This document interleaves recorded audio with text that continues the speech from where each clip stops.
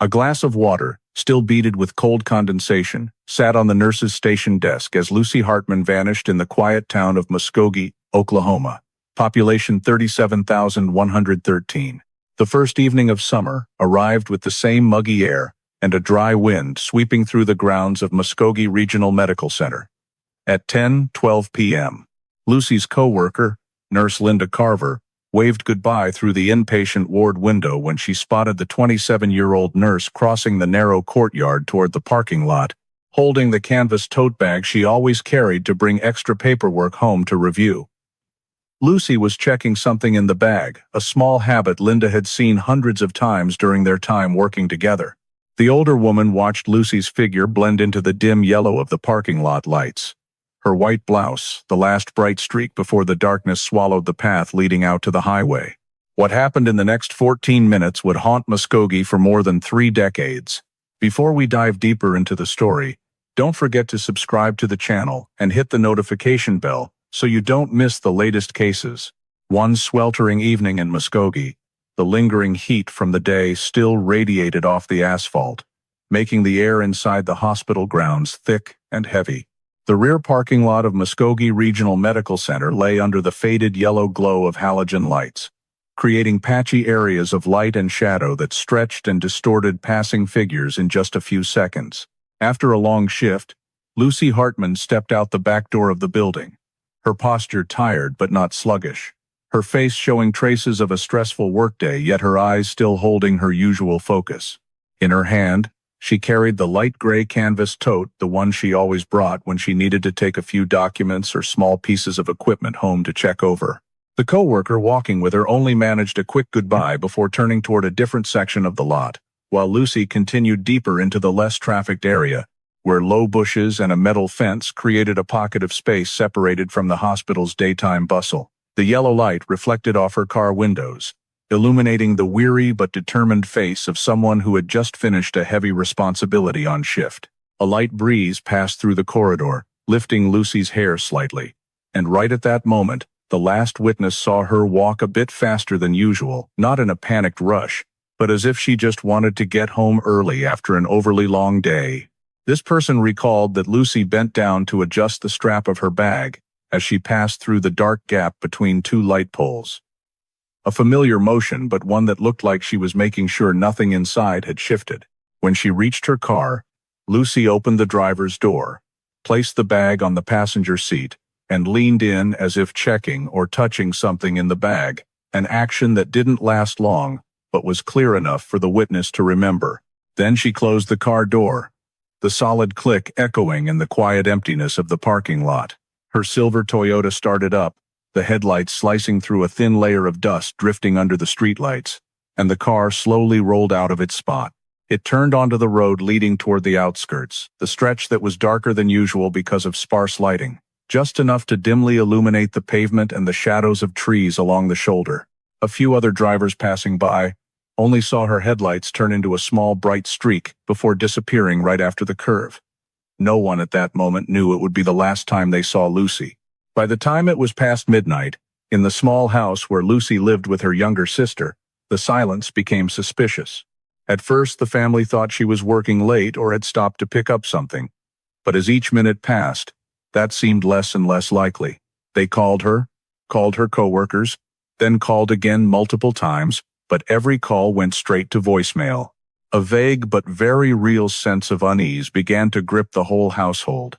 Lucy's phone was always on, and she had never left her family waiting too long for a message, which turned the worry into fear. After a series of unanswered calls, after checking every place she might have stopped with no trace found, the family could wait no longer. With an increasingly strong gut feeling that this silence was not normal, they decided to call the police. Right when they received the missing person report, the Muskogee Police Department immediately launched the investigation protocol for a suspected criminal case. The first step was to reconstruct Lucy's entire movements on the evening she left the hospital. Parking lot cameras were pulled and reviewed frame by frame, second by second. The footage showed Lucy stepping out from the rear corridor area, walking straight to her silver Toyota, holding the canvas tote close to her body, as if protecting something important inside. The yellow lights reflected off the car windows, casting her long shadow across the rough concrete. No one else was standing nearby, no one walking close behind. When Lucy opened the car door, the camera captured the clear sequence. She placed the bag on the passenger seat, leaned down for a few seconds as if checking something inside, then finally got into the driver's seat. The car turned on its headlights and rolled out of the parking area at a steady speed. The noteworthy detail was in the very first turn. Lucy turned east, heading toward the outskirts. Information from family and co-workers confirmed that her usual route home after shift always went west, through better-lit streets with more traffic. This change in direction right from the parking lot exit forced the investigators to question why. There was no sign she met anyone in the lot, no exchange or unusual signal in the camera footage. Still, that turn did not match her normal travel habits. Police began interviewing people who had seen Lucy in the closest time frame before she left the hospital. One coworker confirmed Lucy had not mentioned any plans to stop anywhere else, nor did she show signs of exhaustion severe enough to cause distraction. A security guard stated that the bag she was carrying looked more bulging than usual, as if it contained something hard or heavier than documents. This detail was entered into the report because it did not match the type of items Lucy typically took home. She was known for strictly following hospital regulations and rarely took equipment or specialized items off premises. Investigators cross-checked the canvas bag information against the list of items permitted to be removed from the hospital. A staff member in the technical support room said Lucy had borrowed documents to study further but had never taken medical equipment or technical modules with her. The discrepancy between policy and her behavior that night became a clear anomaly. A witness, a driver passing on the road leading to the outskirts, also had his statement pulled. He said he saw a small car ahead of him suddenly slow down very abruptly, as if the driver was looking down or handling something in the vehicle. When asked to describe the car's color, he said it was silver or light gray, the same color as Lucy's car. This detail matched the timing shortly after Lucy left the hospital. If the car he saw was indeed hers, it would mean Lucy was distracted or dealing with an unusual situation in the first few minutes after leaving the lot. The investigation team analyzed the route Lucy had turned onto further. It was a stretch of road rarely used at night, with weak lighting and no significant residential activity. There was no reasonable explanation for her choosing this road, unless influenced by an external factor or a sudden change in personal plans. Lucy's travel habits were reviewed again through family-provided information. She was known for being punctual, rarely changing routes, especially on night shifts. The fact that she diverted direction immediately after leaving the lot only heightened the anomalies. Police continued expanding interviews with others on the same shift. One staff member confirmed seeing Lucy earlier in the equipment storage room, a place she rarely visited because it was not part of her primary responsibilities. This person recalled that Lucy was examining an oxygen measurement module, and her expression was quite focused, as if she was trying to identify an error or some technical issue. No one knew why she was interested in that module, or whether it had any connection to the canvas bag she carried when leaving the hospital. Police made a note. Lucy had taken an item not on the list of things she was permitted to move, and her behavior in the equipment room earlier suggested she may have discovered something. The timeline up to this point created a fairly clear structure. Lucy left the hospital with an object in the canvas bag. Her departure behavior from the lot showed purposeful haste. The car turned in an unusual direction completely opposite her habits. All of this was systematized to serve as the foundation for the next phase of the investigation. There was no evidence of violence in the video, no voices, no interaction between Lucy and anyone else. But the change in behavior was strong enough for police to conclude that Lucy had encountered something unusual right after leaving the hospital grounds. Even though the exact nature of that unusual event could not yet be determined, the investigation team recorded it as the central point of the entire case, the moment when the leads began to diverge from the ordinary logic of Lucy's life. The morning after, as the search expanded along routes with a larger radius, a semi-professional search team from the Muskogee Police Department discovered Lucy's silver Toyota at a rest area along the road leading to the eastern outskirts. This location was quite a distance from both the hospital and her home, not matching any reasonable travel route inferred from her daily habits. The car was parked in a relatively neat spot, not over the lines, not bumping the curb, showing no signs of being driven in a chaotic or panicked state. It took the investigation team only a few seconds to note the first thing. This parking position was completely inconsistent with any place Lucy would have stopped on her own. The rest area was typically a spot where truck drivers pulled over for the night, not a place a night shift woman like Lucy would habitually stop by. There were no acquaintances or stores nearby that Lucy had ever visited, nor any reason that would force her to reroute in this direction. This made the car's presence feel more like it had been placed there rather than driven there by her. Upon approaching the vehicle, police carefully examined the exterior for signs of forced entry or collision. There were no pry marks on the doors, no signs of attempted window smashing, no fresh scratches that might indicate coercion. The locks were intact, the lights undisturbed, and the entire exterior was unusually clean, not like a car that had been through a hurried journey or forced redirection. Everything created the impression of a crime scene that was too perfect, too calm, as if someone had deliberately left the car in a way that showed no easily recognizable signs. The investigation team opened the car door, using standard techniques to preserve any possible evidence. The interior showed no major disturbance upon first glance. The passenger seat was still in the position where Lucy had placed the canvas tote, but the bag itself was no longer in the car. The driver's seat was slightly adjusted compared to Lucy's usual position, according to her younger sister's statement. Lucy always pulled the seat forward more, due to her height. However, the change was too minor to definitively conclude that a stranger had driven it. Yet it could not be dismissed as meaningless. Investigators flagged this detail in the report because it was one of the few signals suggesting the car might have been used by someone else. Another point that drew attention was the terrain around the rest area. It was a wide-open lot with a row of low trees in the back, and an unlit side road leading into a sparse wooded area. Many truck drivers often parked here overnight because the distance between stops on this route was quite far. Experienced investigators noted that a location like this was ideal for stopping a vehicle midway without drawing attention, especially late at night when traffic was low. The fact that the Toyota was here opened up the possibility that it had been moved by someone else, someone who understood that this was a place easy to hide a car for a few hours without anyone questioning it. When checking the surrounding area within a few meters radius, police found no clear footprints, no drag marks, no scattered items. The ground was dry and covered with gravel, making it difficult to leave shoe impressions. However, the absolute absence of any trace only made the scene more suspicious. In typical missing persons cases, a vehicle usually has at least some small sign, an unusual stain, a forgotten item, a door not fully closed. But here, everything was eerily flat and still. Police recorded the car as the first solid lead that could be studied in depth. Yet it completely lacked a clear direction on how Lucy had left the vehicle. In which direction, or with whom? There were no surveillance cameras in the area, no witnesses at the time the car was parked, and no physical components leading to the next part of the journey. The Toyota stood there like an abrupt end to the timeline, suggesting that everything that happened to Lucy after she left the hospital had occurred quickly, purposefully, and most likely calculated to leave no traces. The car, though the only object found, contained far too few clues to answer the most critical question. How did Lucy leave from there?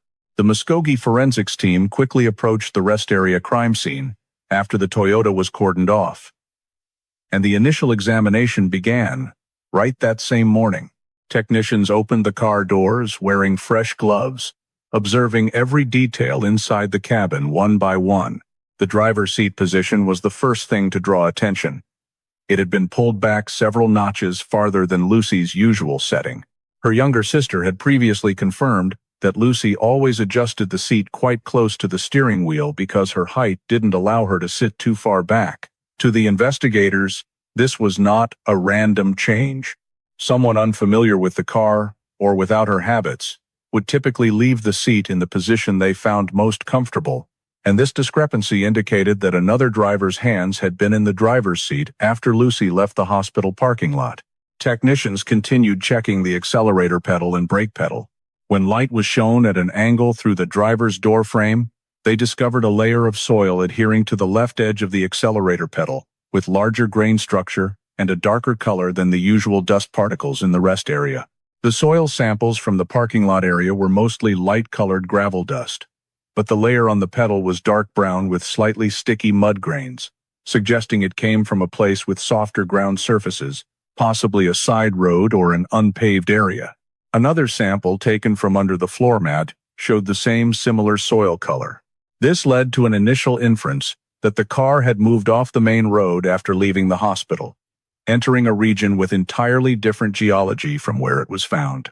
The car interior was examined further for signs of disturbance or struggle. However, the entire cabin was too tidy in a way that felt unsettling. No items scattered, no signs of Lucy fighting inside the car, no stains or drag marks on the seat surfaces. This did not help the investigation team at all, because in many missing persons cases involving criminal elements, the vehicle interior usually leaves at least one or two signs of chaos.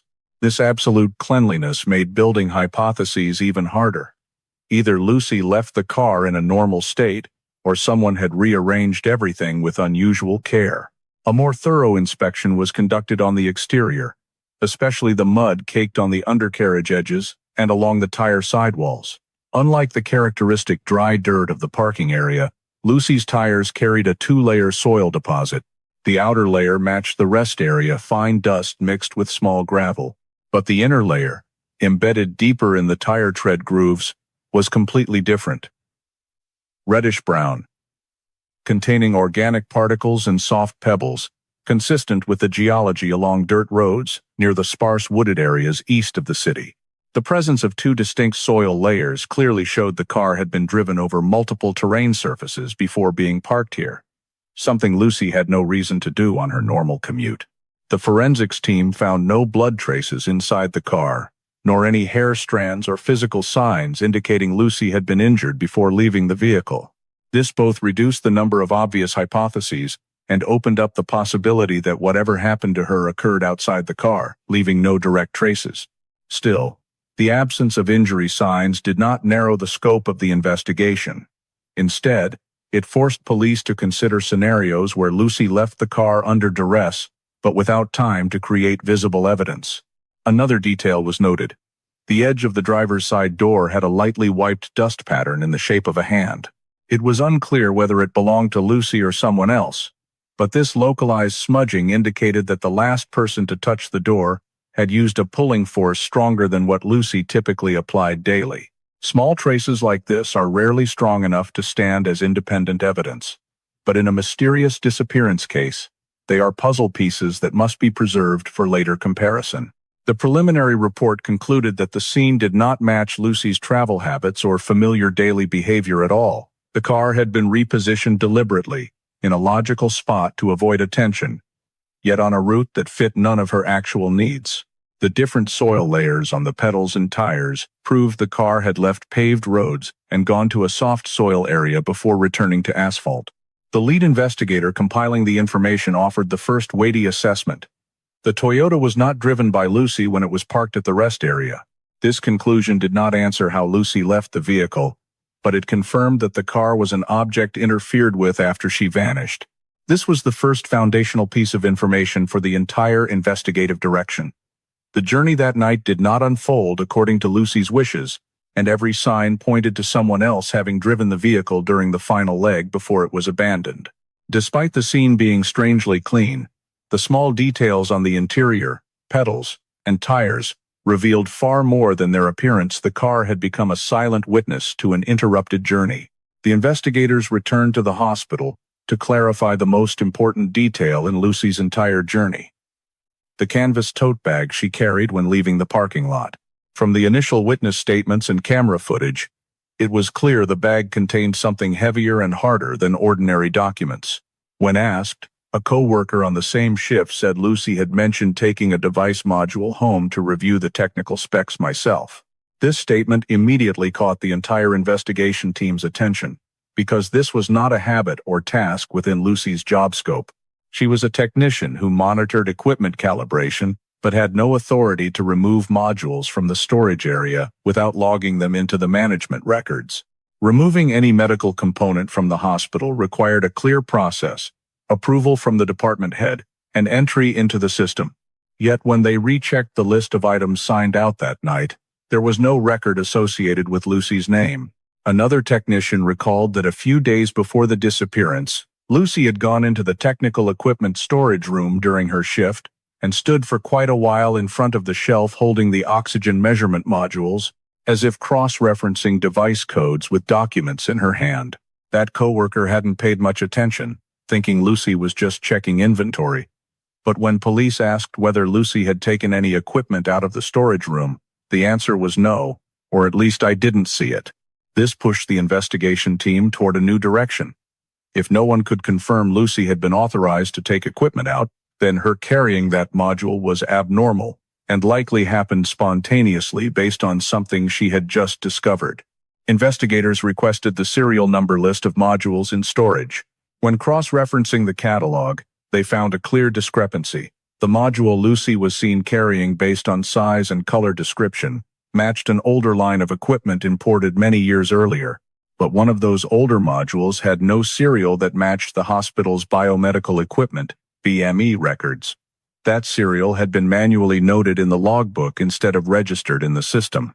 The entry in the record simply reads 09. Normally, all oxygen modules and flow measurement devices followed a serial system with 3 groups of codes: batch code, production year code, and equipment lifecycle tracking code. However, the code L9 did not fit any standard. It was too short, lacked the required industry prefix, and did not appear in any inventory reports from the past 3 years. This was when the investigation team began asking questions. If that module was truly special or non-standard, why was it in storage at all? And why did Lucy, who had never taken equipment out on her own, decide to take exactly this module on the night she disappeared? One investigator went to the equipment monitoring room and asked those who had worked with Lucy before. They all said the same thing. Lucy was careful to the point of sometimes being overly meticulous. She never broke operational rules. If she took something out of the hospital, there had to be a serious reason or a technical detail that made her feel it needed further checking. One even remembered Lucy once saying that the readings on one module didn't match the calibration data. Normally, such an error would just be a software issue or equipment wear, but Lucy's tone at the time didn't sound like it was only a minor operational glitch. It was as if she had realized something fundamentally wrong with the device itself. Investigators recorded this in the report. The anomaly wasn't just that Lucy took the module out, but the reason that prompted her to do so. She didn't take documents. She didn't take heavy personal items. She took a technical device she suspected had an identification discrepancy. When investigators followed up on the code L9, they uncovered another critical point. This module had not undergone any maintenance or recalibration in the past 2 years. An absurdity because every device in the system was required to be checked periodically. The L9 module began to emerge as a key. It was not part of her shift duties. It was not logged in the outgoing storage records. It did not follow any serial standard. And it was the only item Lucy was seen carefully examining before leaving the hospital. Police noted the initial assessment. The connection between module L9 and Lucy's disappearance was the first lead of real investigative value. It could be the reason her turn direction changed. It could be why she stopped the car, or it could be something someone else wanted back at any cost. All future analysis would have to revolve around the questions. Why did that module exist in storage? Who put it there? And why did Lucy end up holding it precisely on the night she vanished? The information gathered about module L09 caused the investigation team to return to the hospital to extract more testimony from those who had worked directly with Lucy in the weeks leading up to her disappearance. A technician in the equipment calibration room stated that Lucy had expressed confusion about several serial numbers that did not match the records, especially devices from lots imported many years earlier. During a routine check, Lucy reportedly stood for quite a while in front of the shelf containing the oxygen modules, holding a data sheet and continuously jotting down notes. The technician said Lucy concluded that a few serials aren't in any catalog at all, and she seemed dissatisfied with the explanation that it might be a data entry error. More notably, Lucy was not the type to overlook anomalies. So her taking time to revisit and examine an old module like L9 seemed consistent with her meticulous personality. From the investigation team's perspective, this testimony added a new piece to the puzzle about Lucy's state of mind and objectives in her final days. She wasn't simply taking equipment home for extra review. She had proactively raised questions beforehand. And Module L9, with its manually recorded non-standard serial, appeared to be one of the devices she paid particular attention to. While investigators continued questioning additional hospital staff, a delivery driver from the contracted medical equipment transport company provided noteworthy information. He recalled that in recent weeks, a plain white technical truck, without any official logo, had appeared around the receiving area at times that did not coincide with the regular delivery schedule. What caught his attention wasn't the truck itself, but the fact that it parked in an area that was supposed to be restricted to permitted vehicles, only a detail a professional delivery driver would easily notice. When asked if he had seen anyone from that truck enter the hospital, he said he had observed a man in technical uniform but without a name tag, and the man went straight into the equipment storage area without showing an ID to the rear gate security. This information became significant because, per regulations, all equipment suppliers had to be pre-registered before entering the technical area, and the delivery driver confirmed that this truck was not on the regular appearance list. When cross-referencing the truck description with subcontractor records, the investigation team noted a match between this type of truck and the model commonly used by Midwest Clinical Systems, the company that had supplied many older equipment lots to the hospital. A pharmacist in the dispensing room, who often saw Lucy at the start of each shift, recounted that a few days before her disappearance, Lucy had mentioned there was a major glitch in the system that she needed to check further. The pharmacist didn't know whether the glitch involved software, machinery, or data, but described Lucy's tone when saying it, not the usual complaining kind, but a technical concern, as if she had spotted something mismatched but couldn't yet explain it. She didn't give details, only saying she needed to recheck a device she wasn't entirely comfortable with. When this testimony was compared with the information about Module L9, the investigation team recognized the coincidence. That module was the only device Lucy examined at the last minute before leaving the parking lot, and it was also the only device in storage without a valid serial. This made the connection between L9 and her pre-disappearance technical suspicions increasingly clear. Investigators continued reviewing equipment supply contracts between the hospital and partner companies. In the supplier list, Midwest Clinical Systems appeared with fairly high frequency in transactions involving older equipment, maintenance support, and module replacements. The company was responsible for maintaining several lines of equipment, including types similar to L9. However, the anomaly was that Midwest had no maintenance records matching serial L9, meaning the device either wasn't inventoried by the company or did not belong to their official shipments. During the end-of-day review, one name kept recurring in both the delivery driver's statements and maintenance reports: Elias Ward.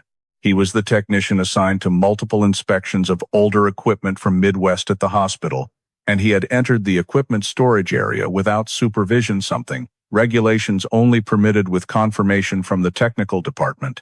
Someone even recalled Ward arguing with Lucy about equipment records not being updated properly.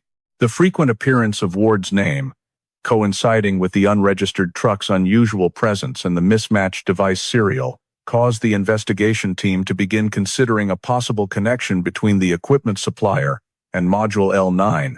From these separate testimonies, a thread of information began to form. Lucy had noticed a discrepancy in equipment records, the appearance of an unregistered vehicle linked to the supplier, the mention of a major glitch in the system, and the name Elias Ward, a person with direct access to the equipment storage, and who had been present at the hospital at unusual times. These data points were not yet sufficient to confirm any specific conduct, but they opened a new investigative direction focused on the origin of Module L9 and the individuals who could have had contact with it before Lucy vanished.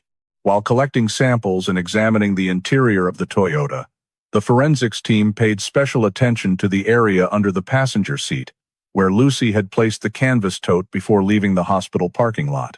When shining a specialized light into the gap between the seat and the floor, they spotted a thin grayish-white object lying right against the metal frame of the seat. A technician used long forceps to pull the object out and recognized it as an employee ID card, the magnetic stripe type with the company logo, and a personal photo. The name clearly printed on the front of the card was Elias Ward. This discovery immediately escalated the level of scrutiny on Ward. The fact that an ID card belonging to a supplier technician appeared inside the car of a missing hospital employee, especially on the same night the incident occurred, could not be taken lightly. The forensics team cordoned off the evidence, photographed it from multiple angles to document the exact position where the card was found. The card was not lying on the edge of the mat or on an easily visible surface. It was wedged deep in a narrow crevice, a place where an ordinary object would be unlikely to fall in on its own without some force applied. Investigators contacted the hospital's technical department to determine when Ward had been at the hospital in the most recent months. When the records were pulled, they noticed an anomaly. There was no record whatsoever of Ward performing any maintenance for the hospital in the past 3 months. All equipment inspections from Midwest had been handled by other technicians. This directly contradicted the explanation Ward gave during his initial interview. When called in to explain the card's presence, Ward claimed that his ID might have fallen into Lucy's car during a maintenance visit a few months earlier. But the hospital data refuted this entirely. Ward's answer became unconvincing on the spot. When questioned about Module L9, Ward displayed clear defensiveness. He insisted he knew nothing about the module being missing or having a mismatched serial, but his facial expressions and tone were unnatural. The investigation team noted Ward's shifting gaze when L9 was mentioned, and the way he repeatedly redirected his answers to how Midwest always supplies equipment to standard.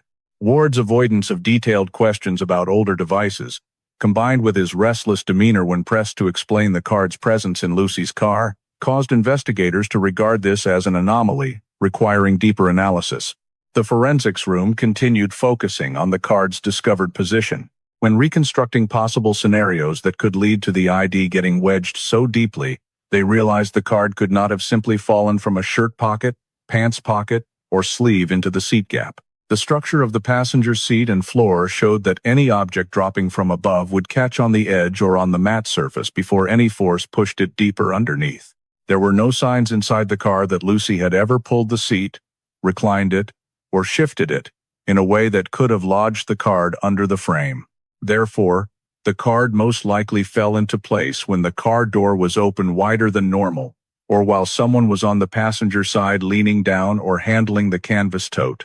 The most plausible scenario the technicians proposed was the card dropped during a moment when the car door was opened wider than usual, or while someone was bent over on the passenger side manipulating something near the tote. This hypothesis aligned better with the witness account Lucy had leaned in to check the bag before leaving the lot. But what concerned investigators more was, if the card belonged to Ward, why was it in Lucy's car at all? And why was it positioned as if it had been unintentionally pushed into the crevice during some handling near the passenger seat? Forensics analyzed the card's surface for fingerprints. Due to the plastic having long exposure to dust and friction, the prints were not clear. Nevertheless, some faint impressions along the card's edges indicated it had been held or gripped in a manner not consistent with a natural fall, but with applied force. The results were insufficient to positively identify who handled the card, but they ruled out the possibility that it had fallen out of Lucy's possession. She had no connection to Ward and no reason to carry his ID. Another noteworthy detail was the card's condition. It was not bent, not heavily scratched, and lacked the heavy dust or grime typical of objects lodged in a car for a long time. This suggested the card had not been in that position for very long. Technicians concluded that the card had most likely slipped into the seat gap on the same day the car was moved away from the hospital. When compiling all the data, the investigation team viewed this as the first significant piece of evidence directly linking an outsider to Lucy's car on the night she disappeared. It was not conclusive proof of criminal conduct, but it carried real weight. The ID card could not have appeared in the car on its own, and Ward's explanation did not match the records. The presence of the ID card in the confined space of a vehicle made the possibility that Ward had been near the car or interacted with it far more tangible. This was no longer an abstract suspicion but a concrete detail that could be cross-referenced with other pieces of information, from the unusual appearance of the unregistered technical truck to the earlier arguments between Lucy and Ward about module serial discrepancies. The discovery of the card also elevated Ward as the first person with a physical connection to Lucy's belongings right before she vanished. This not only narrowed the scope of the investigation but also opened a new avenue of inquiry into Midwest Clinical Systems activities in the period leading up to Lucy's disappearance. Elias Ward was summoned to the interrogation room that same afternoon after the ID card was discovered in Lucy's car. He walked in with a somewhat stiff gait, eyes avoiding direct contact with the investigators, and his hands repeatedly clenching together as if trying to steady himself. The presence of the ID card in the Toyota was the main reason, but the investigation team chose a neutral approach to observe Ward's natural reactions before making any accusations.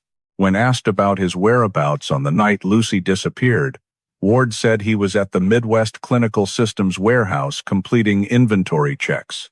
His answer came quickly, almost as if rehearsed, but when the investigators requested system login records or any confirmation to back up his statement, he hesitated and said that it seems the time clock system glitched that day. This excuse did not match the documentation police had already collected from the company.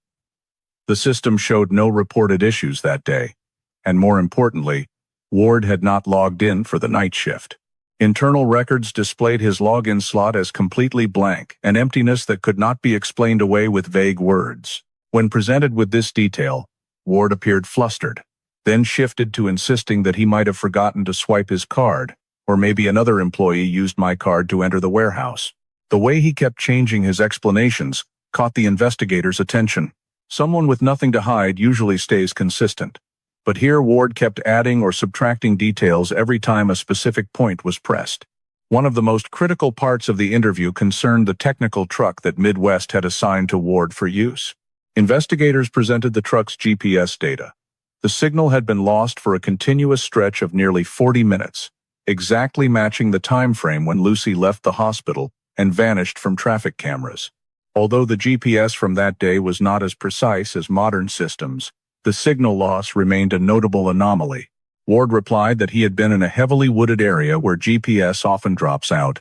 However, the investigation team had already checked that route.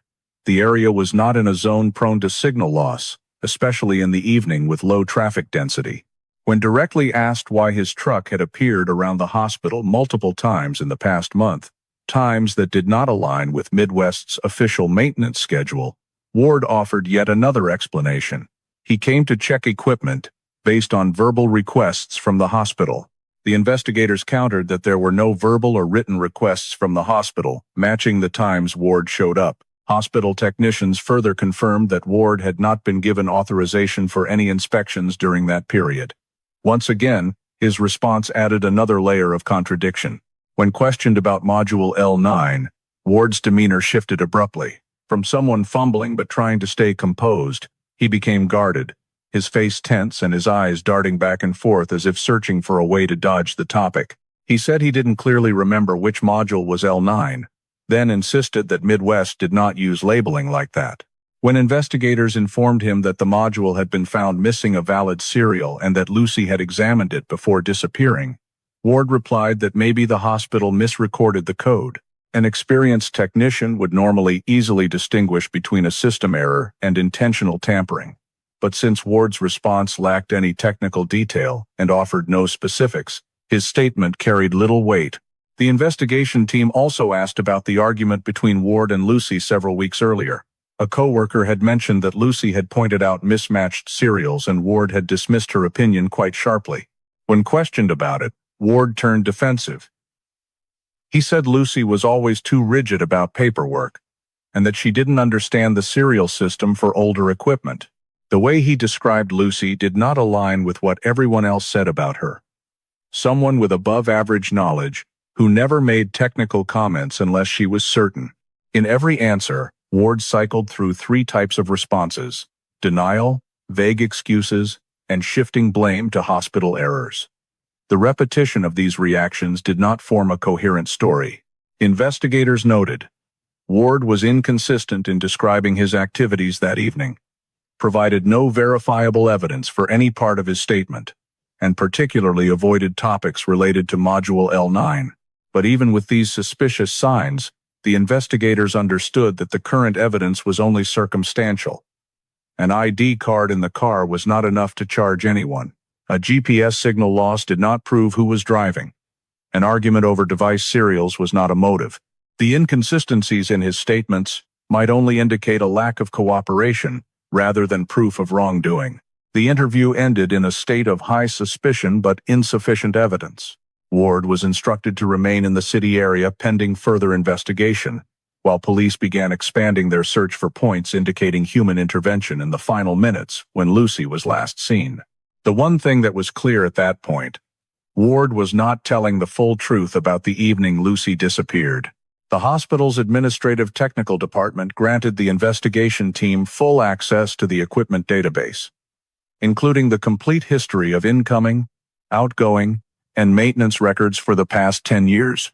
The investigators immediately focused on the keyword L09, hoping to find any trace that could determine the origin of the module Lucy had carried with her on the night she disappeared. However, the initial check led them to a shocking discovery. Module L9 did not exist at all in the hospital's official database. There was no entry in the LXX format, no incoming inventory record, no maintenance history, no inventory count that mentioned the device. In the system, similar equipment lines always appeared with standard serials consisting of long character strings describing the shipment batch, production year, and life cycle tracking code. But L9 fit none of those structures. The fact that a device existed in the technical storage but had no presence in the database was nearly impossible under standard medical protocols. Any deviation had to be noted, corrected, or removed. Here, there were no handwritten notes, no repair logs, and no malfunction reports. The investigation team requested a cross-check with records from Midwest Clinical Systems, the supplier frequently mentioned in previous statements. A long list was sent over, detailing the equipment batches Midwest had delivered to the hospital over the past 5 years. When comparing quantities and serials, investigators quickly saw that no shipment existed with a serial or serial group resembling L9. Midwest serials were always marked with a 3-character prefix reflecting the delivery year, followed by the device line code. A module with a serial consisting of just 3 characters, not matching any production code, was completely anomalous. Midwest stated they did not manufacture, import, or supply any equipment bearing the serial format L9. This opened up a more serious possibility. The module was not legitimate equipment supplied through contract. It could be an uninspected product, a used device relabeled, or worse, a swapped module intended to conceal discrepancies during inventory. In the medical field, any deviation involving equipment was extremely unlikely to occur without someone deliberately creating it. While reviewing old paper records stored in the archive, investigators stumbled upon a yellowed internal memo dated 2 years earlier that had not been digitized into the system. The memo was brief but striking. Module L9, invalid, requires recall. There was no explanatory line, no one signed as responsible, only a faint stamp from the technical department. Marking a device as invalid typically indicated manufacturing defects, calibration errors, or origin irregularities, but in most cases, such devices had to be sealed and removed from storage to prevent accidental use. L9 had not been recalled. Instead, it remained in storage until Lucy noticed the abnormal serial. When investigators examined the time Lucy spent cross-referencing equipment records in the days leading up to her disappearance, they noticed a clear coincidence. Whenever Lucy checked a module, she always reviewed the serial and compared it against original documents. If module L9 had been flagged as invalid, Lucy had almost certainly seen it or recognized the discrepancy from the catalog. Her taking it with her on the night she vanished no longer seemed like a random action. Based on the forensic observations inside the car, the investigation team treated this module as a central piece of evidence. Even though it had not yet been located, clues from prior statements indicated it was the only item Lucy handled close to the time of her disappearance. What she was checking in the car before starting the engine, the camera footage captured it, clearly was very likely directly related to this module. A senior technician from the hospital assisted the investigation team in analyzing the possible origins of the module. He explained that devices without standard serials were usually prototypes, returns, or items entered by mistake. However, no procedure allowed such equipment to be mixed into the official storage, and it certainly could not appear in an area where Lucy worked unless someone had placed it there. His expert conclusion was, that module does not belong to the hospital. The forensics room continued analyzing photos taken from inside the car.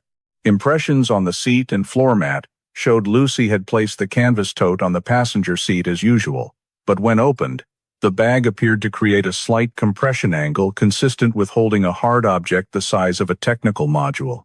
The fact that the bag disappeared along with Lucy shifted the focus to the possibility that the item inside was the target of whoever approached her. As investigators compiled all the data, no existing serial module, not from any shipment, ignored recall memo, unusual appearances of the technical truck, and the involved individual Ward, a hypothesis began to take shape across the lines of information. Module L9 might not be an ordinary technical error but a swapped or covertly inserted device into the system. If Lucy discovered it and took it along to investigate further, she may have inadvertently touched on a wrongdoing someone was determined to cover up. The investigation team recorded this assessment as the first major turning point in the case. Nothing about the night Lucy disappeared suggested personal conflicts, disputes, or reasons to leave. But Module L9 carried the characteristics of evidence, something certain people had strong motive to recover at any cost. Even though Module 09 opened a new investigative direction, the inability to locate this piece of evidence in the Toyota, or in any area where Lucy might have stopped, to put the investigation in a state of serious data shortage. The forensics room had no body to determine injuries, no blood traces, no DNA samples from a suspect, and no tools or objects linked to violent behavior. The car expected to provide clear leads was too clean, lacking any visible traces of sufficient legal value. What they had were only indirect pieces: the shifted seat position, different soil layers on the tires and pedals, Ward's ID card, and suspicions about Module L9. However, each of those details was not strong enough on its own to support criminal charges, especially when the most critical elements, the body and the actual crime scene, did not exist. As interviews continued, everyone who had contact with Lucy in her final week repeated the same description. She had no personal conflicts, no signs of depression, no plans to quit her job or leave her family. This reinforced the assessment that her disappearance was not voluntary. Still, the legal system requires physical evidence to move from suspicion to conclusion, and the case lacked everything in that category. Ward, the only person with a clear physical link through the ID card, left no direct traces tying him to the car at the rest area or any other suspicious location. When summoned a second time, he maintained his defensive stance that the card had fallen into the car a long time ago and denied meeting Lucy on the night she disappeared. No fabric fibers, fingerprints, or shoe prints were found connecting Ward to the Toyota. Police tried to cross-check his travel schedule in the days around the event but could not prove he was near the scene at the specific time. Over a year of investigation, efforts to search for traces of Lucy in the wide eastern area of the city yielded no results.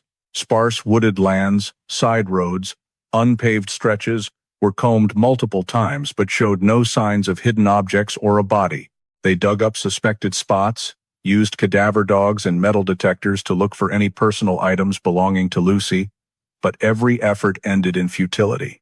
Areas with soil layers similar to the samples on the car's tires were carefully checked, but nothing concrete emerged. As the case gradually grew cold, Ward left Muskogee. 2 years after Lucy's disappearance, he was recorded as having moved to another state to pursue a new job. From then on, his record faded. No public address, no tax filings in Muskogee, and no one at Midwest knew where he went. Midwest also changed its technical staff, making it harder to trace Ward's activities in the months related to the case. This disappearance from the radar, while suspicious, could not be used as evidence against him. Lucy's family continued to wait for news. They held prayer gatherings, distributed flyers, and contacted every agency that could help, but no significant progress appeared in the file. Each time police reached out, it was only to say the case is still under review, but no new data emerged to open additional leads. In the family's eyes, time passing did not lessen the pain. It only eroded hope day by day. In the police's eyes, this was one of the hardest types of cases. No physical evidence, no witnesses, no crime scene. By 1998, after more than 4 years without any physical evidence or specific testimony strong enough to move the file to prosecution, the Muskogee Police Department officially placed Lucy Hartman's disappearance into the cold case vault. The accompanying note in the file stated clearly, "Lack of physical evidence to conclude. Unable to determine the location of the incident. No direct witnesses. Key evidence not recovered." Although the file was not fully closed, it became one of the cases rated stalled, meaning it would only be reopened with new evidence or more advanced forensic technology. In practice, this meant the file could sit untouched for years, even decades.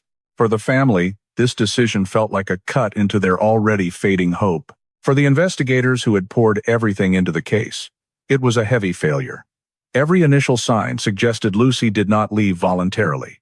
But the law requires evidence, and the case could not move forward without any trace confirming what happened to her. In the shadows of the final years of the century, the file Lucy Hartman Missing Person sat among hundreds of others, waiting for a lead that no one knew would ever come. Many years passed since the case was placed in the cold case vault, and Lucy's file was rarely reopened, except for administrative requests or when her family contacted them for updates. No one in the investigative unit expected any new data until a casual conversation at a truck stop in McAlester opened another door. A middle-aged long-haul driver, after hearing a radio program about unsolved missing persons cases in Oklahoma, voluntarily called the late witness tip line and left a message saying he might have seen something related to the Muskogee disappearance in 1993. When invited in to give an official statement, the driver explained that he frequently drove the route near the rest area where Lucy's Toyota was found because it was a common path for cross-state freight trucks. On one trip he believed coincided with the night Lucy vanished. He saw a white technical truck parked next to a silver sedan. What made the incident stick in his memory wasn't the two vehicles themselves, but the detail that the truck's license plate was partially covered with black duct tape, a method he said some equipment transport companies used when moving off-contract cargo to avoid attention from regulators. When police asked why he hadn't reported it at the time, the driver explained that back then he thought a truck parked next to a sedan wasn't anything unusual. He often saw trucks pulled over briefly to rest or transfer items. It was only later, when he heard about Lucy's case on the radio, that he recalled something felt off. The covered plate, a driver not wearing a uniform, and no loading or unloading activity despite the truck being parked for quite a while. The fact that he witnessed this at the same location where Lucy's car was later found made him reconsider and decide to contact authorities, even though many years had passed. The cold case team, accustomed to vague or faded memory statements, was surprised to find this account had real value. The detail about the covered license plate. When they rechecked contracts between the hospital and equipment suppliers, they found a matching piece of information. Midwest Clinical Systems had once been warned about the practice of covering license plates when transporting faulty or uninspected equipment to avoid roadside inspections. This did not prove criminal activity, but it aligned with the witness's description of the truck he saw that night, or at least very close to that time. The presence of a Midwest truck, or one with Midwest characteristics, at the location where Lucy's Toyota was found, could not be ignored. Previously, police had suspected Ward and the company's activities, but lacked information to connect them to the rest area. Now, the driver's testimony provided a crucial link. The truck's presence could have occurred right within the time frame of Lucy's disappearance, and the license plate covering method matched Midwest's known practice for handling non-standard items. The information was immediately entered into the cold case file, marking the first time in many years that a new piece of data had surfaced with the potential to connect Lucy's journey to the actions of a third party. Investigators began exploring the possibility that the technical truck was the vehicle that made contact with, or approached Lucy's car in the short window between her leaving the hospital and the Toyota being discovered. When cross-referencing the new data with old records, investigators noted a logical fit. If someone wanted to recover Module L9 without leaving traces at the hospital, intercepting Lucy's car on a quiet stretch of road and quickly transferring the module to the truck would be a feasible plan. The rest area with its high truck traffic was an ideal spot to conceal a vehicle for a few hours. Lucy's car was parked very neatly, not resembling a rushed or panicked action. If the truck was there, it could explain how the Toyota ended up in that position without drawing attention. More importantly, when the driver was asked to describe the man standing next to the truck, he said the figure was medium build, wearing gray technical clothing, but no name tag. When police showed him 6 photos of technicians who had worked for Midwest at the time, he pointed to the photo of Elias Ward, not a definitive identification, but he said it looked the most like what I remember. The cold case team noted that this testimony could not be considered a formal identification due to the long passage of time and reliance on memory. Nevertheless, Ward's repeated appearance in new information, now tied to a truck with suspicious behavior, strengthened suspicions about his role in the disappearance. This late witness statement did not solve the case, but it brought the entire file back to life. A fragment of memory from an unknown driver created a connection to details investigators had long suspected. The technical truck, Midwest's opaque operations, and the recurring name of Ward. After years that seemed completely frozen, the Lucy Hartman case began showing small cracks, the first signs that beneath the apparently silent surface, there was still something left to be uncovered. In 2019, the Muskogee Police Department established a new dedicated cold case unit with increased funding and access to more advanced forensic technology. Lucy Hartman's file, which had lain dormant in storage for more than 2 decades, was selected as one of the first cases for re-evaluation. This choice stemmed from 2 factors: the mysterious nature of the case and the emergence of the late witness statement involving the white truck that had been parked next to Lucy's car. The new investigators, unburdened by old hypotheses, were able to view the entire body of evidence with fresh, unbiased eyes, while current technology provided analytical capabilities that 1993 could not have achieved. One of the first objectives of the cold case team was to reanalyze the soil samples collected from the pedals and tires of Lucy's Toyota.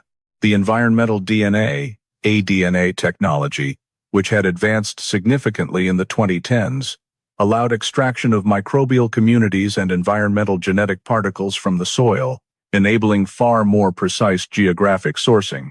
The reddish-brown soil previously noted as not from the rest area was now broken down into characteristic microbial groups unique to different soil zones in Muskogee.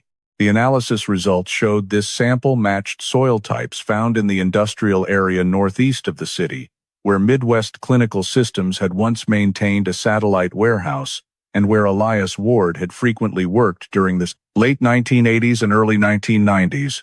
This detail did not exist in any records from 1993, because back then there were no tools capable of analyzing soil layers to the microbial level. With the new data, the investigation team no longer treated the soil match as a vague inference about dirt roads, but as high-accuracy evidence that Lucy's Toyota had entered an area she had no reason to visit. This connection increased the weight of suspicion toward Ward, who had had access to both the industrial area and the hospital. The cold case team also conducted touch DNA analysis on surfaces preserved from the car many years earlier. Although the age of the evidence reduced the chances of recovering complete DNA sequences, newer technology enabled separation of tiny residual epithelial cells left on the door handle, seat edges, and dashboard trim. While the final results did not produce a full DNA profile, several genetic markers still matched samples of Ward's DNA that had been stored in the system after he underwent background checks related to a minor administrative violation years after leaving Muskogee. The results were not strong enough for courtroom evidence, but they were sufficient to establish Ward as someone who had directly handled Lucy's car, an interaction he had always denied in every previous interview. Another key part of the reinvestigation involved AI route modeling, a tool that analyzes vehicle movement patterns based on behavioral data, terrain, and likely stop points. The investigation team input all case information into the system. The hospital's location, Lucy's first turn direction, the unusual slowdown observed by a witness, the time the car was discovered at the rest area, and the soil data from the tires. The AI then ran thousands of simulations to determine the most plausible routes the Toyota could have taken. In the majority of simulations, the car tended to turn into the northeast industrial area before returning to the main road and stopping at the rest area. This model aligned significantly with the physical traces already collected. More importantly, the AI simulations identified a side road connecting the industrial area to the rest area that had not been marked on official maps. In 1993, a truck shortcut known only to locals familiar with the area. This was also a route that Midwest had been documented using during the transport of older equipment to avoid checkpoints. At the same time, the cold case team entered the shape, size, and parking habits of a technical truck into the simulation system. The AI reconstructed movements consistent with the late driver's witness statement. The truck could have parked next to Lucy's car at an optimal angle for transferring items between the two vehicles. Although the system could not identify the exact truck type or driver, the model matched the type of operation commonly used for equipment recovery or quick cargo transfers. When all the data, soil, touch DNA, movement modeling, and the late witness statement was compiled into a single report, the case was assessed as having emerged from its frozen state. For the first time since 1993, the authorities had a set of forensic elements strong enough to prove that Lucy's Toyota had not only been driven by someone else, but had specifically passed through the area linked to the one man who kept appearing in the data, alias Ward. Official approval was granted to reopen the file with a new investigation code. The cold case team received orders to expand analysis focused on Midwest clinical systems, the history of device L9, and Ward's activities during the year Lucy disappeared. The Lucy Hartman case was no longer buried under dust in storage. It was officially back in active investigation with tools that no one 2 decades earlier could have imagined. While the cold case team was expanding the investigation toward Midwest clinical systems, a coincidental but pivotal event occurred at an old storage facility belonging to the company itself. The Midwest facility in Tulsa, which had once served as the regional medical equipment maintenance hub in the early 1990s, was being transferred for redevelopment into a commercial complex. During the asset liquidation process, an old sealed metal container from decades earlier was discovered mixed in among rows of containers, holding archived records and faulty equipment awaiting disposal. This container had no proper Midwest identification code and did not match any location listed on the storage map. The liquidation team initially planned to overlook it, believing it contained only old technical waste. But when they opened it, they were stunned by the volume of documents and equipment inside. Per regulations, any items belonging to Midwest had to be reviewed before disposal, so the entire container was handed over to the company's technical asset management department. It was there that management staff noticed several documents bearing date stamps from the early 1990s, coinciding with the time of Lucy's disappearance.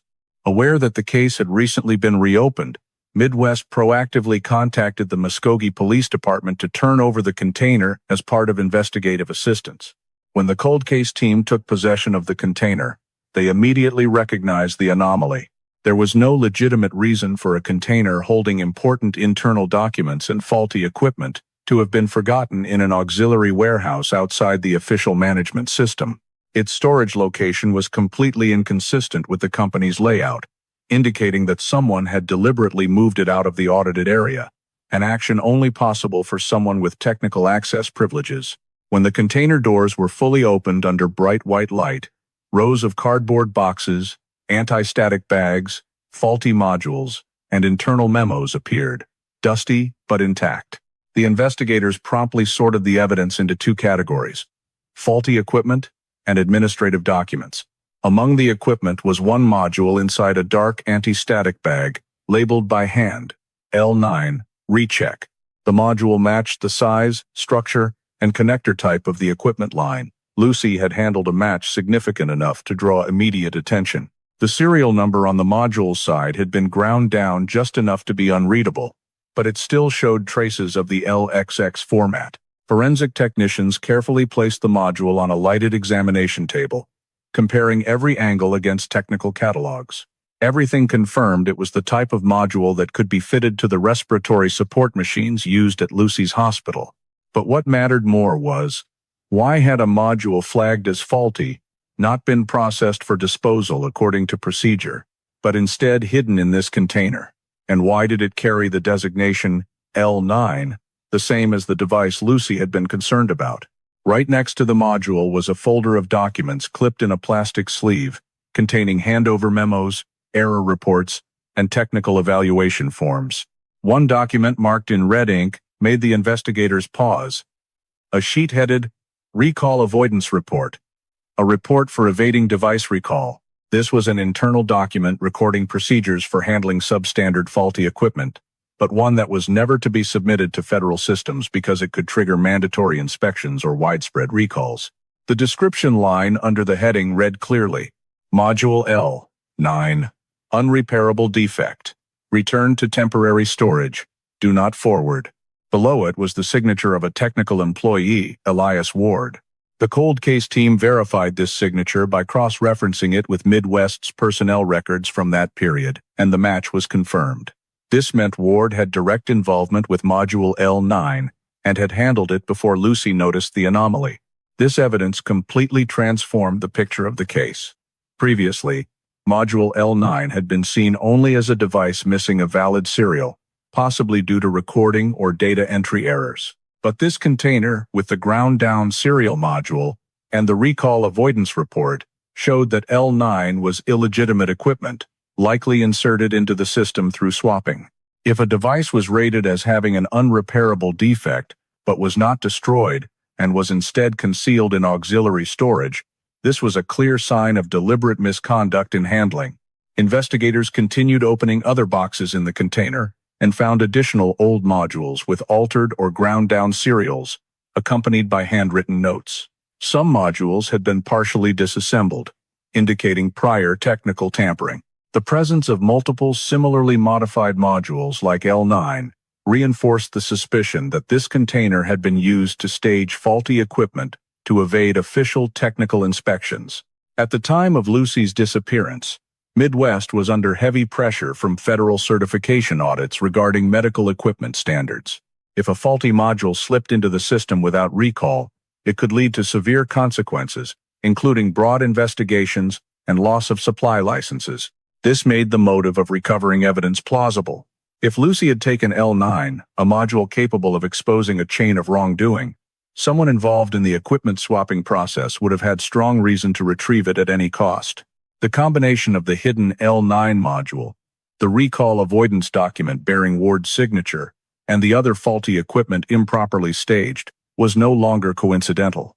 It demonstrated a systematic process to avoid reporting substandard devices.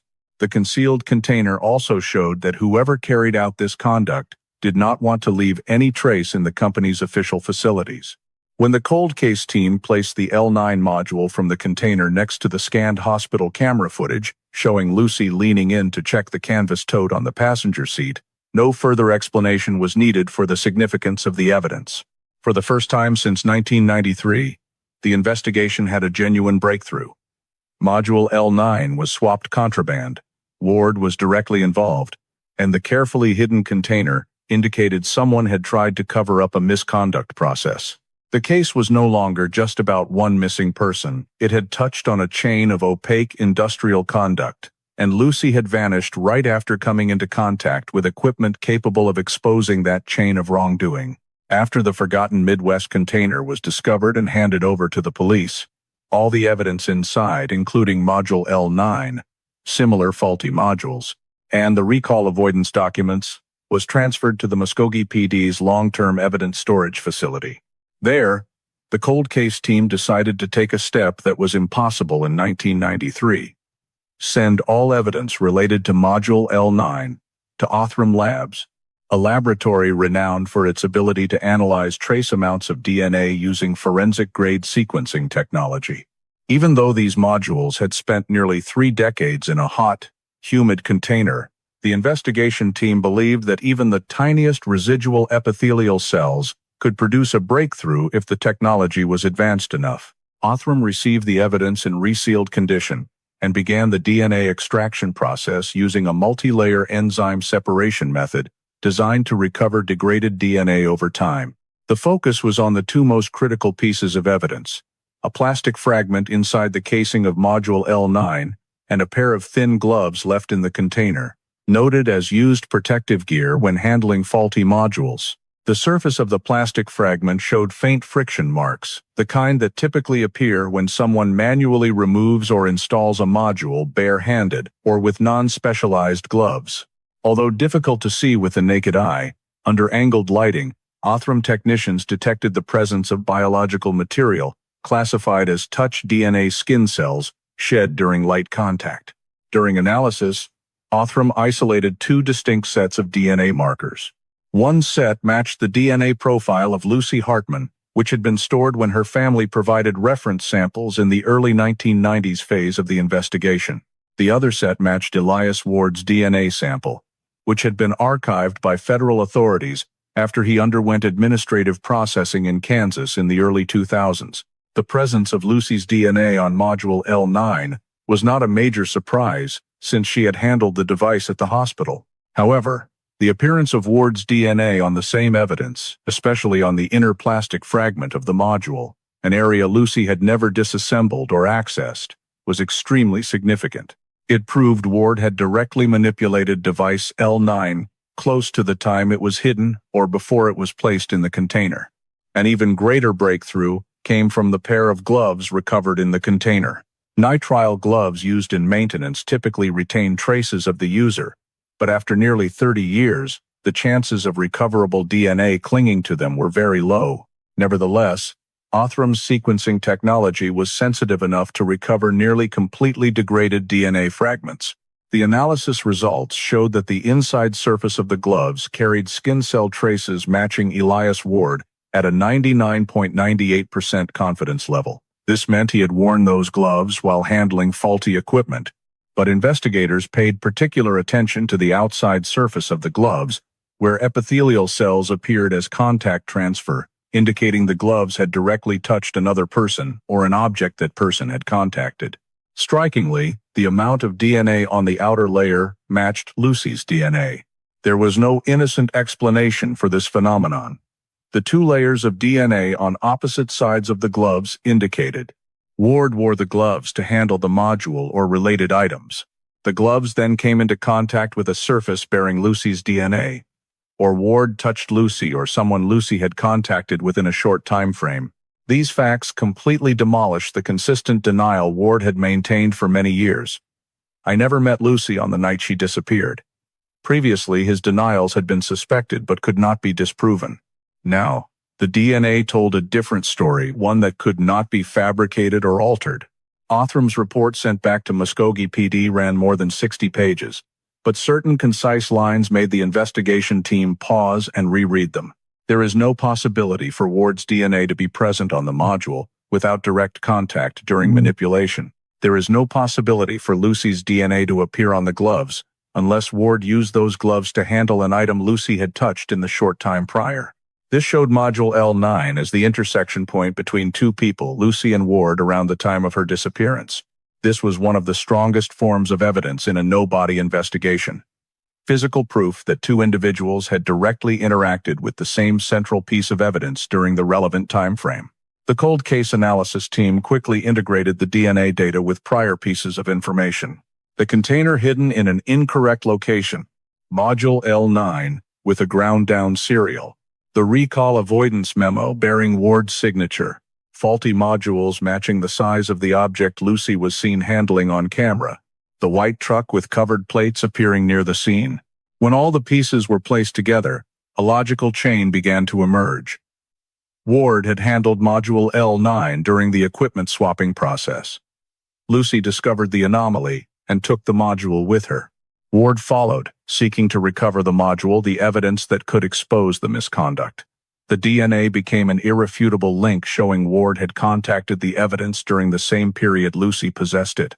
A veteran Muskogee PD investigator noted in the summary report, This DNA report is the first turning point strong enough to shatter Ward's entire denial over more than 20 years. No longer mere suspicion. No longer vague coincidences. No longer inferences based solely on roots, an ID card, or late witness statements. This was strong, legally admissible forensic evidence placing Ward in direct contact with the central piece of evidence in the case at a time perfectly aligned with Lucy's disappearance. The investigation, shrouded in informational voids for 3 decades, finally had a thread of DNA piercing through the darkness, pulling the case out of ambiguity and onto a foundation of verified science. From this discovery, the Lucy Hartman case was no longer an invisible mystery. It became a traceable chain of facts, step by step, leading back to a flesh-and-blood individual, Elias Ward. Based on the newly collected forensic data, the cold case team decided to input all information related to the travel path of the Midwest truck, the vehicle Ward had used, into the AI route modeling system to reconstruct the period of GPS signal loss. This time frame lasted 14 minutes, a small gap on paper but sufficient for a vehicle to leave the main road, enter a remote area, approach a target, and return to the traffic flow without leaving obvious signs. The investigators entered the following input data: the average speed of the truck type Ward used, the last recorded GPS position before signal loss, the time GPS resumed, the surrounding terrain along the eastern route, and areas accessible by side roads in 1993. The AI began analyzing thousands of scenarios, eliminating unfeasible routes based on time constraints, turning angles, lighting density, and nighttime truck traffic capability. The standout result quickly appeared. The model repeatedly showed one single direction of travel, with overwhelmingly higher probability than all others. According to the simulation, the truck had left the main road via an extremely hard-to-notice turnoff, a narrow dirt path with no signage, running parallel to an old drainage canal branch that only those who had worked in the nearby industrial area would know about. The model's sudden speed reduction matched the witness data of Lucy's car slowing unusually on the evening she disappeared.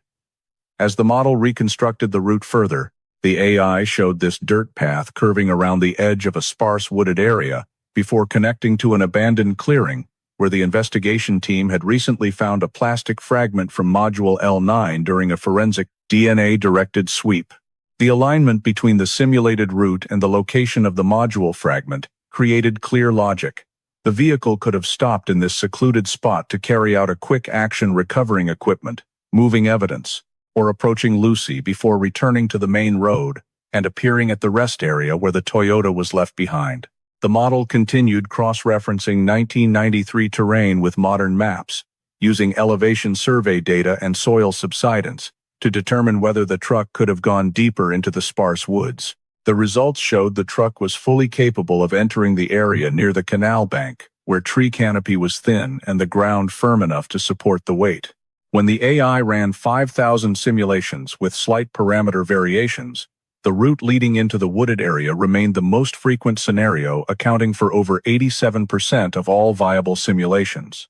This was an exceptionally high figure for a cold case investigation, especially since the model operated on real data rather than assumptions.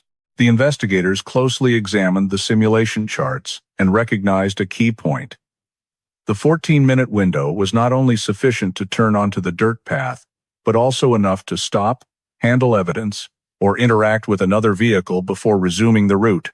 This explained why the rest area became the final appearance point for the Toyota, a logical transfer location after everything had occurred at the wooded site.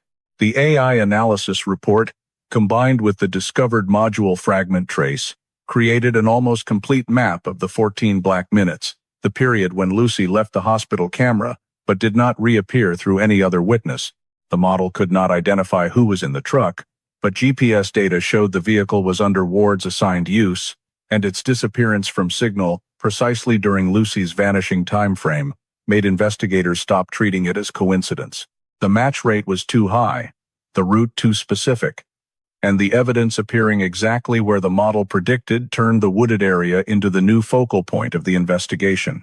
Immediately after confirming the simulation conclusions, the cold case team planned on-site search deployment, expanding the excavation scope, using ground-penetrating radar and cadaver dogs to look for any remaining biological traces. For the first time in nearly 3 decades, a specific area, not speculation, was identified as the place Lucy may have been taken to right before she vanished completely. The AI simulation results made the sparse wooded area to the northeast the new focal point of the investigation.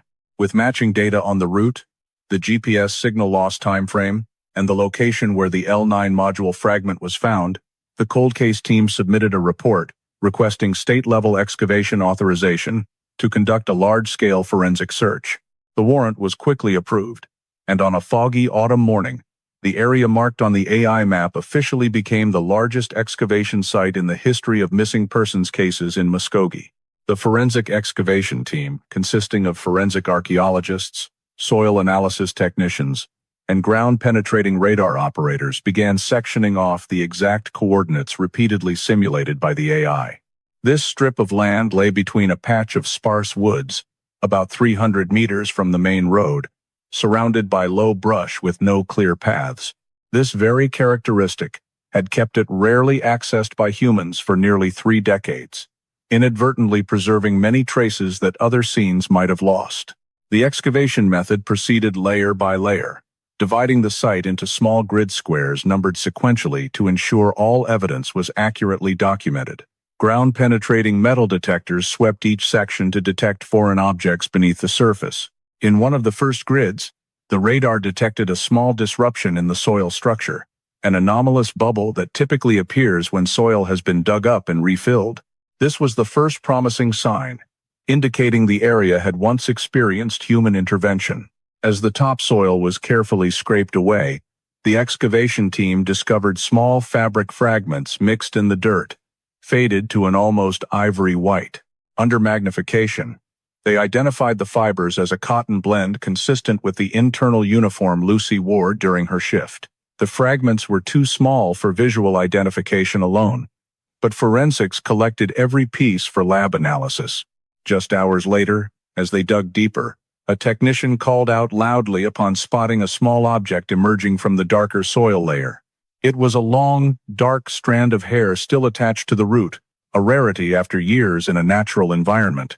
The hair was collected according to protocol, placed in a sterile tube, and immediately sent to the lab. Subsequent forensic analysis confirmed the DNA extracted from the root matched the reference sample of Lucy Hartman.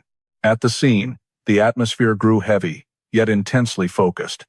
The investigators knew they were standing in the area where Lucy had last been present.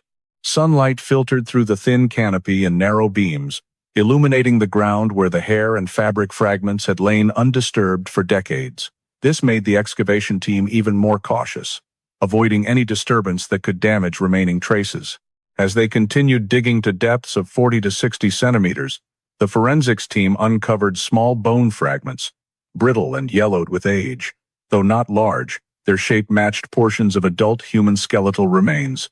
These bone fragments were later analyzed using collagen identification techniques and nuclear DNA profiling, and the results showed they matched Lucy's DNA.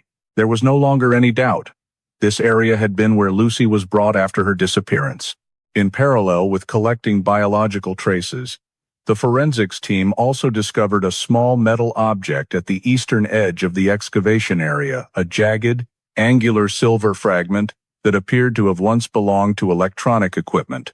When compared to the structure of Module L9, technicians confirmed the metal piece matched the design of the module's casing.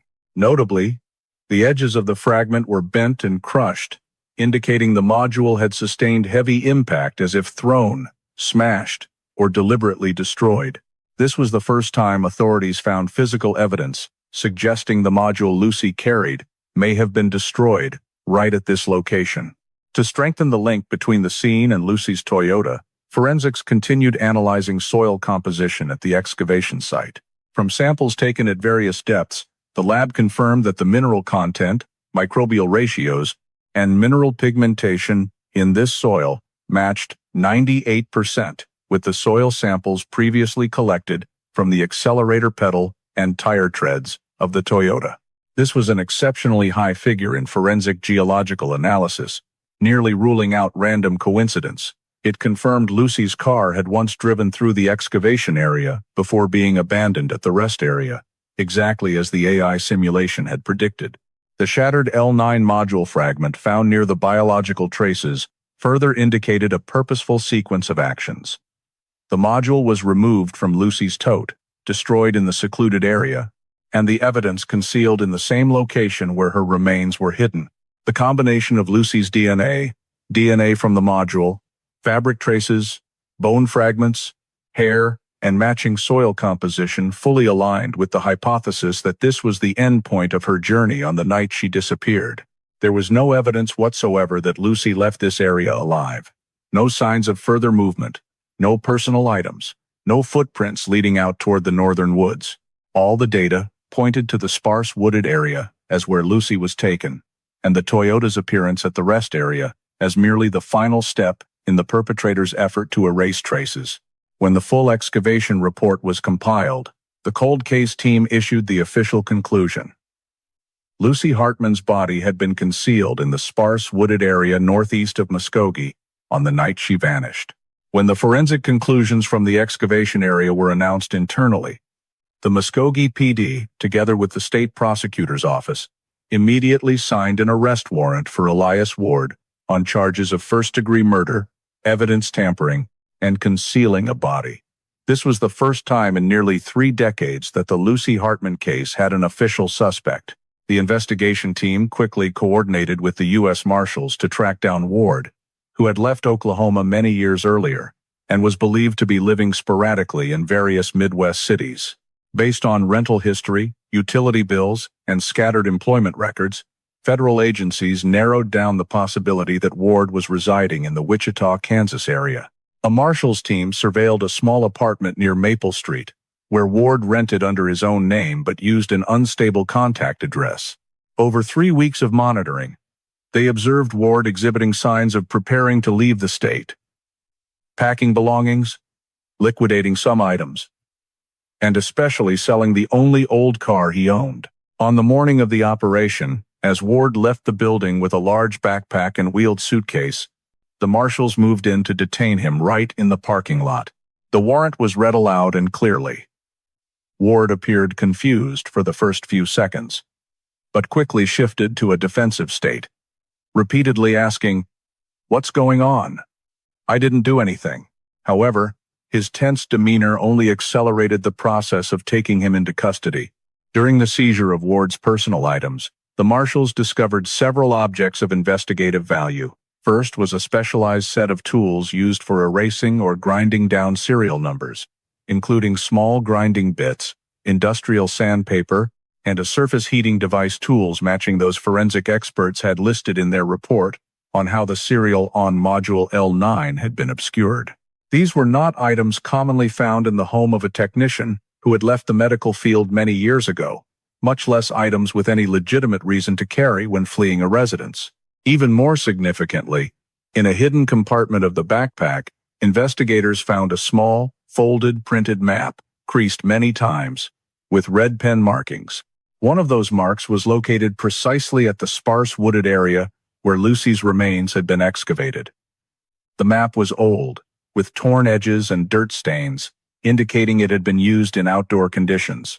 The remaining marks matched the secondary routes the AI had simulated, making the map impossible to dismiss as coincidental or a general-use map. When Ward was brought to a temporary facility in Wichita for processing, investigators asked him about his purpose for leaving the state, but Ward refused to answer. He requested a lawyer and remained silent in response to all questions, including those not directly incriminating. However, at this point, his statements were no longer the deciding factor. The chain of forensic evidence had already constructed a clear timeline that did not rely on any witness account. Ward could stay silent, but the evidence spoke for him. Ward's DNA on the module hidden in the container. Lucy's DNA on the outer surface of the gloves Ward had used. Ward's ID card found inside Lucy's car on the night she disappeared. Soil traces from the wooded area matching the soil on Lucy's accelerator pedal and tire treads. The destroyed L9 module fragment located next to Lucy's bone fragments and hair. The map marking the body concealment site found in Ward's luggage. serial grinding tools consistent with the destruction technique described by forensics on the device. The prosecution team called this a complete chain of evidence, not based on assumptions, but on forensic science, geological analysis, DNA, and mechanical evidence. This was precisely the type of proof Ward could not deny or distort through statements. When the plane carrying Ward from Wichita landed back in Muskogee, investigators and prosecutors were already waiting at the airport to receive the suspect. During the escort to the detention center, Ward maintained his silence, occasionally repeating only, "I didn't do anything," but his expression no longer carried the same defensiveness as before. It was the tension of someone realizing every escape route had been sealed off. The Muskogee Detention Center admitted Ward under medium-high security protocols, with initial isolation rules applied to suspects in serious cases. The prosecutor read the full charges to him again in person, including evidence, tampering, and unlawful transport of a body, offenses that carried no leniency under Oklahoma state law. After more than 30 years of living outside formal suspicion, Elias Ward faced legal consequences for the first time for actions he thought time had buried forever. After many weeks of absolute silence in the Muskogee Detention Center, Elias Ward suddenly requested a meeting with investigators and prosecutors on the condition that it be clearly recorded in the file that he does not plead guilty to intentional murder. Legal rights allowed him to give a final statement, and the investigation team quickly assembled. The session included his attorney, but Ward himself was the one who spoke proactively. His voice was tense, occasionally trembling slightly, but clear enough to show the collapse of decades of concealment. The statement began with the most important admission. Module L9 was not legitimate equipment, but part of a faulty shipment that Midwest was required to recall before a federal inspection team arrived to evaluate. Ward said his superiors had assigned him the task of handling internally the defective devices, meaning keeping them out of the system and preventing them from appearing on the official recall list. According to him, many modules had been swapped with older equipment to reduce reported losses, a form of fraud aimed at protecting a high-value supply contract. L9 was one of the substandard modules that had been overlooked and eventually ended up in the hospital storage where Lucy worked. Ward stated that he did not know L9 had appeared at the hospital until he overheard a staff member mention Lucy was checking serial numbers that did not match the catalog. This panicked him, because if the serial traced back to the swapped shipment, the entire fraud chain in which he played a direct role would be exposed. He admitted that the reason he appeared around the hospital multiple times before Lucy's disappearance was to determine whether the module had been logged and who was holding it. When Lucy took the module home to review its specifications, Ward knew time was running out. He stated that on that evening, he followed her from the hospital parking lot. When Lucy left her car, Ward tried to approach, but was too late. He decided to tail the Toyota from a distance. On the dark stretch of road heading east out of the city, he forced Lucy's car to the shoulder. The statement described clearly, he had no intention of killing anyone. The sole objective was to retrieve the module. He believed Lucy would hand it over once he explained it was misplaced internal equipment. Ward recounted that as he approached, Lucy suddenly tried to run back to her car and struggled to keep hold of the bag. In the process of pulling the bag from her hands, the module fell to the ground. According to him, Lucy slipped backward, fell hard against a stone edge. Ward stated he panicked when he saw Lucy motionless and believed she had lost vital signs. Terrified that events had gone too far and convinced that anyone would blame him for murder, Ward dragged Lucy to the edge of the sparse woods and placed the module in his truck. He said he did not attempt to conceal the body in a sophisticated way. He only wanted it out of sight and to leave the scene as quickly as possible. The detail of the module being smashed was also confirmed by Ward. He said when he saw the module had fallen onto stone and its edges were bent, he decided to destroy it so no evidence could trace back to the faulty shipment. He admitted using tools available in the truck to smash the module, then carrying the broken core and casing fragments to the wooded area before tossing them into the brush. Subsequent forensic data showed the module fragment location matched Ward's statement, helping confirm the accuracy of this account. Ward continued describing how he abandoned Lucy's car at the rest area. He said the action was not premeditated. He simply chose a place with many trucks where the Toyota could blend in and avoid attention. He adjusted the driver's seat to his own position but tried not to leave traces, though forensics later detected the soil dust and seat position mismatch with Lucy's habits. Many details in this statement matched the evidence found with absolute precision. Touch DNA from Ward and Lucy, both present on the module. The destroyed L9 module fragment found at the wooded scene. Soil adhering to Lucy's accelerator pedal, matching the excavation area's soil. Soil disturbance signs indicating a body had been superficially buried. The map marking the body concealment site found in Ward's luggage. Ward did not deny being the last person to see Lucy alive. Nor did he deny concealing the body and destroying the module. He only emphasized that her death was not part of the plan, that he had no intention to kill and was only trying to recover a technical piece of evidence that could threaten his career. Though this was not a full confession, the statement revealed the precise motive: keeping module L9 from being discovered, not any personal harm or sexual violence motive. This motive also aligned with the equipment fraud chain uncovered by forensics in the container. In the interrogation record, the investigators noted clearly, Ward's statement aligns with the forensic evidence collected during the reinvestigation phase. There are no major conflicts between the statement and the chain of physical evidence. The suspect's clear objective was to recover module L9. The case was nearing completion. The truth about the motive long thought buried by time was now laid bare. A faulty device, a small-scale attempt at concealment that triggered a chain reaction, and an impulsive act that led to the death of an innocent woman.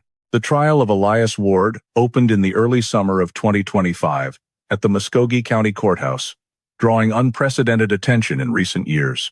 The public gallery was packed, not only because Muskogee residents longed for answers to the disappearance that had haunted them for nearly 3 decades, but also because of special interest from statewide media and the Oklahoma healthcare industry.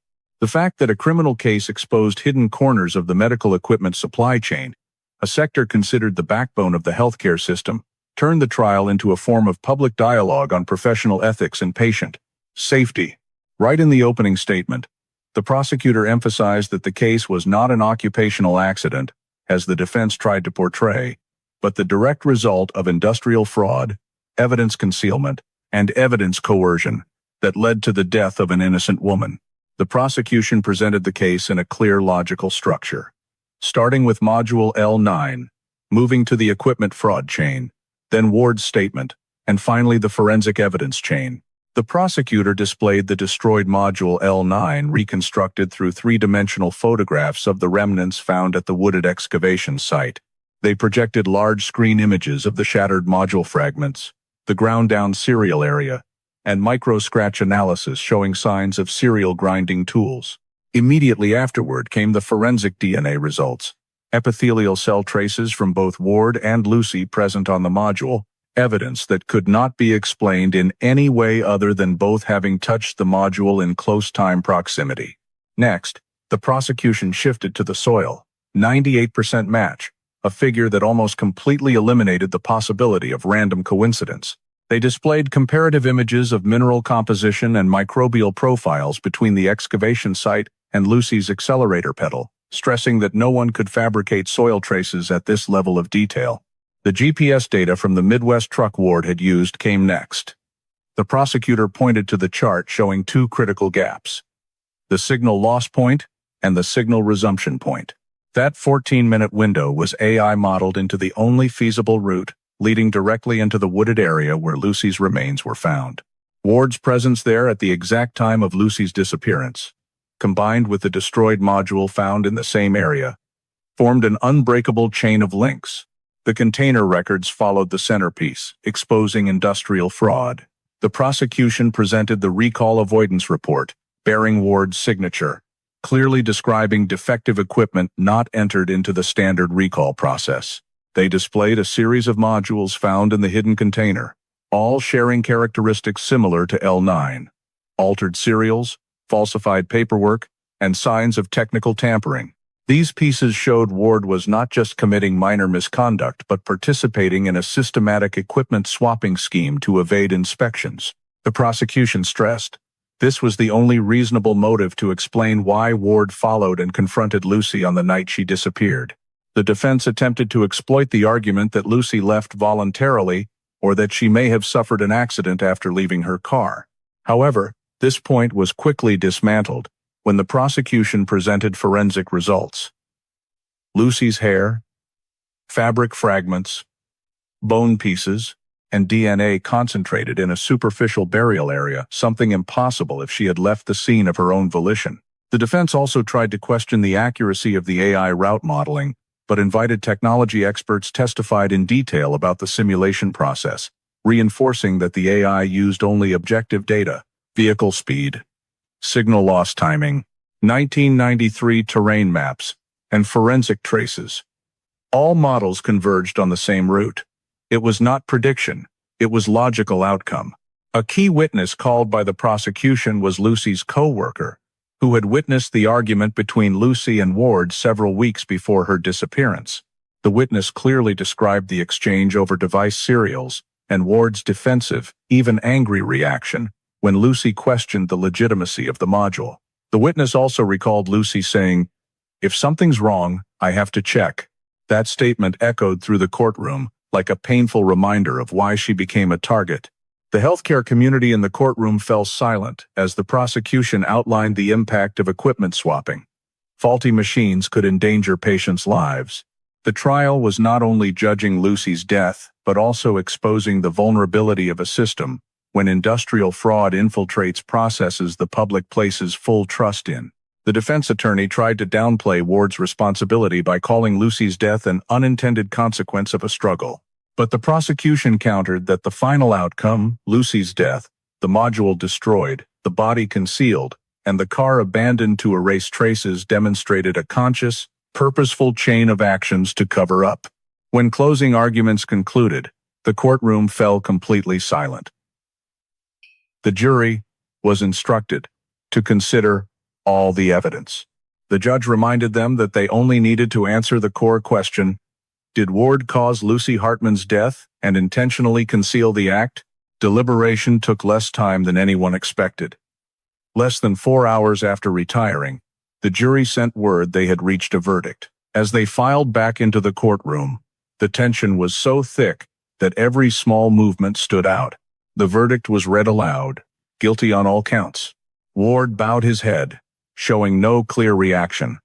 Lucy's family burst into tears, and after nearly 3 decades, the shadow that had hung over Muskogee was finally pulled back by the power of forensics, persistent investigation, and the determination not to let Lucy vanish without meaning. The sentence was pronounced on a sweltering afternoon in June, when the courtroom was packed with no empty seats left and the air so heavy that everyone could feel the historic moment unfolding. Judge Caroline Whitmore rose, tapped the gavel lightly, and read the verdict in a steady, sharp voice that left no room for ambiguity. Elias Ward was found guilty of murder in the first degree, along with the lesser charges of tampering with evidence, abuse of a corpse, and industrial fraud involving medical devices. The chain of evidence presented over many weeks, overlapping DNA between Ward and Lucy, the 98% soil match, the AI reconstructed GPS model of the 14 black minutes, the container documents bearing Ward's signature, and the destroyed module L9 had built a legal record too clear for the jury to waver. After an astonishingly short deliberation of only 3 hours and 41 minutes, they reached unanimous agreement on all counts. When the judge pronounced a sentence of life imprisonment without the possibility of parole, the courtroom fell completely silent. Even the stifled sob of one of Lucy's family members rang out clearly. The judge explained the basis of the sentence. Ward's motive was not impulsive or personal emotion, but the recovery of evidence capable of exposing industrial fraud. Ward's objective was to protect the equipment swapping chain, and Lucy's death was the direct consequence of his attempt to seize that evidence. The prosecutor emphasized that if Module L9 had entered certification, at least 3 hospitals might have been forced to recall life-threatening equipment, and Ward's concealment was not only a criminal act, but a threat to public health.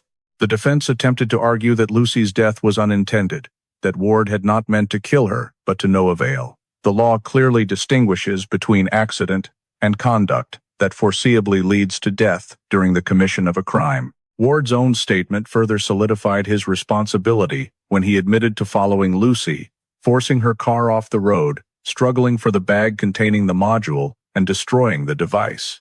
All these elements left the court with no grounds for leniency. In the victim's family section, Lucy's sister broke down in tears as she heard the judge's final words.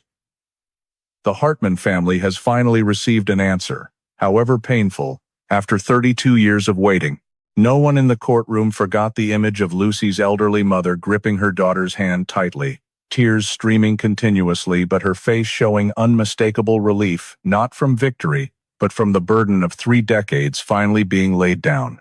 Many investigators seated in the back exchanged nods because they fully understood the difficulty of a no-body homicide. No intact body, no traditional crime scene, no direct witnesses, only forensics leading the way. The Lucy Hartman case immediately became a model case incorporated into national criminal investigation training programs, demonstrating that the combination of eDNA, soil forensics, touch DNA, AI root modeling, and forensic excavation can solve cases long thought buried by time. As Ward was handcuffed and led through the courthouse corridor, camera flashes lit up continuously, while he only bowed his head and said nothing. For Muskogee, the sentence did not erase the loss, but it ended 3 decades without answers. And for the forensic community, the case became a landmark, proving that truth can be hidden for 32 years, but it cannot be buried forever. The aftermath of the Lucy Hartman case rippled far beyond the Muskogee courtroom, becoming one of the most frequently cited examples in U.S. criminal investigation circles and the healthcare industry for many years after the verdict. Just weeks after Elias Ward was sentenced to life without parole, the FBI officially incorporated the Hartman case into its national training curriculum under the program Multi-Layer Forensic Integration, where new investigators are taught how to combine multiple forensic disciplines to solve cases lacking an intact body. Lucy's file became the textbook example of how modern forensics, eDNA, soil analysis, touch DNA, AI root modeling, forensic archaeology, GPS forensics, and industrial equipment analysis can be pieced together into a unified logical chain, powerful enough to reconstruct truth after 3 decades of silence. In FBI lectures, the case is described as a turning point for next-generation forensic science, showing that investigation no longer relies on a single method, but on the combined strength of multiple fields working in concert. An FBI representative stated, "Science does not forget. Data does not forget, and the Hartman case proves it." The impact did not stop at the federal level. In Oklahoma, the State Department of Health immediately launched a comprehensive overhaul of the medical equipment inventory system, directly inspired by the case. The state legislature passed the Medical Device Integrity Act, a law requiring a complete overhaul of device tracking processes using tamper-proof blockchain serials, automatic mandatory federal reporting of technical errors, proof of operational history for every module by suppliers, and expanded random inspections at hospitals. For the first time in state history, a criminal case led to the restructuring of medical device oversight mechanisms, demonstrating that Lucy's death had real consequences far beyond the criminal realm and served as a wake-up call about the fragility of the healthcare system when industrial fraud infiltrates it from within. Media described the case as a chilling live report on what can happen when a small technical loophole becomes a deadly hazard. In the forensic community, national conferences and professional journals repeatedly analyzed the case as a hallmark achievement of next-generation cold case investigation. Previously, no-body cases were often considered nearly unsolvable. But Lucy's proved the opposite.